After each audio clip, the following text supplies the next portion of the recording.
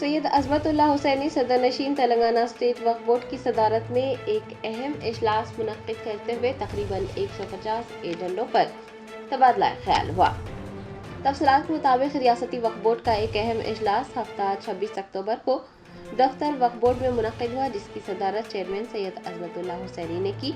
تمام اراکین کی موجودگی میں اجلاس میں تقریباً 150 ایجنڈوں پر بات چیت کی گئی۔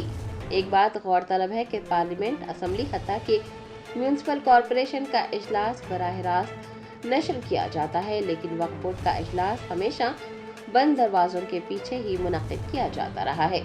براہ راست نشریات تو دور کی بات، صحافیوں کو اجلاس میں شرکت کی اجازت نہیں دی جاتی۔ وقف بورڈ کے اجلاس میں شفافیت ہونی چاہیے۔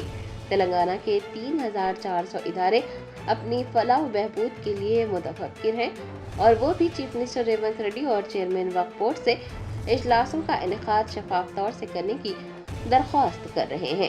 توقع کی جا رہی ہے کہ وقف بورڈ چیئرمین اور اراکین کا دن بھر طویل اجلاس ثمر آور ثابت ہوگا۔